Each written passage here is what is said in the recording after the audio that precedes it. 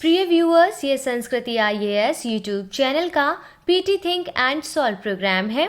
इस प्रोग्राम के अंतर्गत प्रत्येक दिन UPSC और स्टेट PCS से संबंधित 5 प्रश्न व्याख्या सहित उत्तर के साथ दिए जाएंगे। हमें आशा है कि ये प्रोग्राम आपकी तैयारी में मददगार साबित होगा।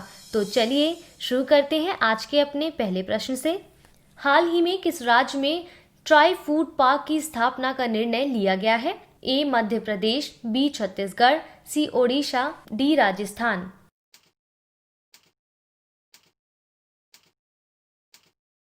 इसका सही उत्तर होगा option A।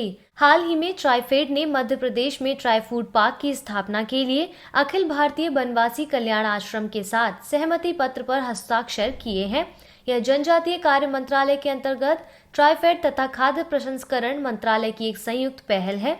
Try food park ऐसे खाद्य प्रसंस्करण केंद्र हैं जिनका उद्देश्य लघु वनोपज के मूल्य संवर्धन को बढ़ावा देना है। इसे वर्ष 2020 में वन धन योजना के तहत शुरू किया गया था। सरकार द्वारा स्थापित यह पार्क वन धन केंद्रों से कच्चे माल को खरीदकर उन्हें संसाधित करते हैं, जिसके बाद उन्हें ट्राइब्स इंडिया के आउटलेट के माध्यम से देश भर में बेचा जाता है। लघु वनोपज हेतु न्यूनतम समर्थन मूल्य का निर्धारण आदिवासी मामलों के मंत्रालय द्वारा किया जाता है, जिसे प्रत्येक 3 वर्ष में मंत्रालय द्वारा गठित मूल्य निर्धारण समिति द्वारा संशोधित किया जाता है। इस प्रकार इसका सही उत्तर होगा ऑप्शन A। देख लेते हैं आज के अपने दूसरे प्रश्न को। एशियाई जल पक्षी गणना कार्यक्रम के संदर्भ में निम्नलिखित कथनों पर विचार कीजिए।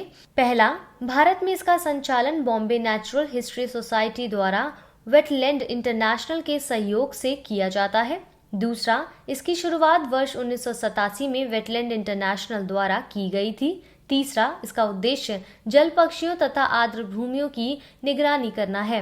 उपरोक्त में से कौन सा कथन सही है? A केवल 1 और 2, B केवल 1 और 3, C केवल 2, D उपरोक्त सभी।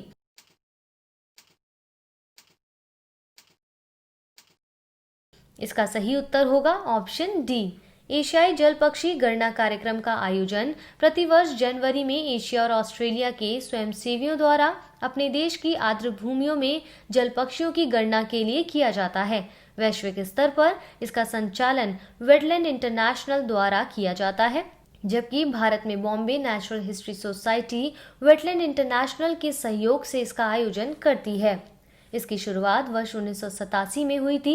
इसका उद्देश्य जल पक्षियों तथा आर्द्र भूमियों की निगरानी करना है। The international water word census के अभिन्न अंग के रूप में वैश्विक जलीय पक्षी निगरानी कार्यक्रम का आयोजन किया जाता है। इस प्रकार उपयुक्त सभी कथन सही हैं, इसलिए इसका सही उत्तर होगा ऑप्शन D। बढ़ते हैं अपने तीसरे प्रश्न की ओर। निम्नलिखित कथनों पर विचार कीजिए। पहला, हाल ही में प्रधानमंत्री ने IIM संबलपुर के स्थायी परिसर की आधारशिला रखी। दूसरा, संबलपुर ओडिशा तथा छत्तीसगढ़ की सीमा पर महानदी के तट पर स्थित है। तीसरा, एशिया की सबसे बड़ी कृत्रिम झील संबलपुर में अवस्थित है। चौथा, संबलपुरी साड़ी के लिए जाना जाता है। उपरोक्त में से कौन सा कथन असत्य नहीं है? A केवल 1, 2 और 4, B केवल 1 और 4, C केवल 2 और 3, D उपरोक्त सभी।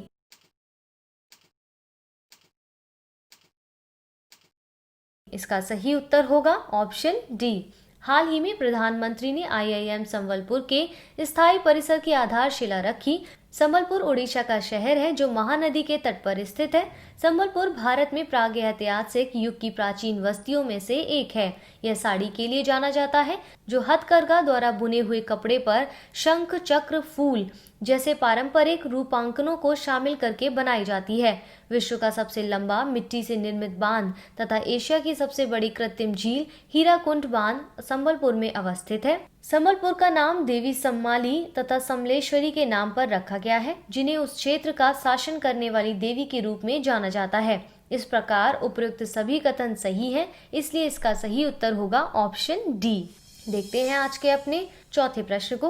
राम तीर्थम के संदर्भ में निम्नलिखित कथनों पर विचार कीजिए। पहला, राम तीर्थम विजयनगरम जिले के नेल्लीमारला मंडल में एक ग्राम पंचायत है। दूसरा, यह 3वीं शताब्दी ईसा पूर्व का एक ऐतिहासिक स्थल है। तीसरा, यह भगवान श्री रामचंद्र स्वामी को समर्पित प्राचीन मंदिर है। उपरोक्त में से कौन सा कथन सही है? A केवल 3, बी केवल 1 और 3, सी केवल 1, 2 और 3, डी केवल 2।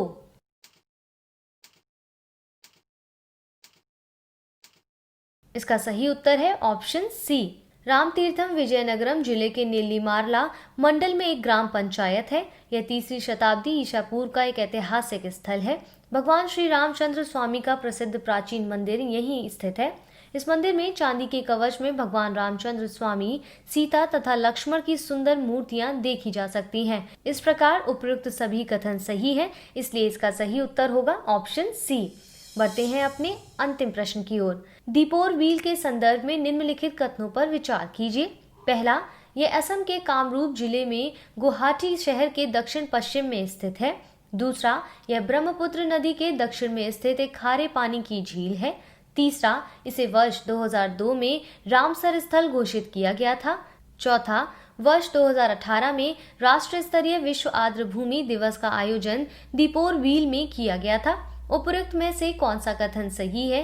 ए केवल 1, 2 और 3, बी केवल 2 और 4, सी केवल 1, 3 और 4, डी उपरोक्त सभी।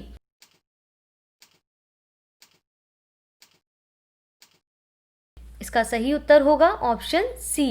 दीपोर व्हील असम के कामरूप जिले में गुवाहाटी शहर के दक्षिण पश्चिम में स्थित है। यह ब्रह्मपुत्र नदी के पूर्व चैनल में मुख्य नदी के दक्षिण में स्थित एक स्थायी मीठे पानी की झील है। इसे वर्ष 2002 में रामसर स्थल घोषित किया गया था। वर्ष 2018 में राष्ट्रीय स्तरीय विश्व आर्द्रभूमि दिवस का आयोजन दीपोर व्हील में ही किया गया था। इस प्रकार कथन 1, 3 और 4 सही है, जबकि कथन 2 गलत है, इसलिए इसका सही उत्तर होगा ऑप्शन सी।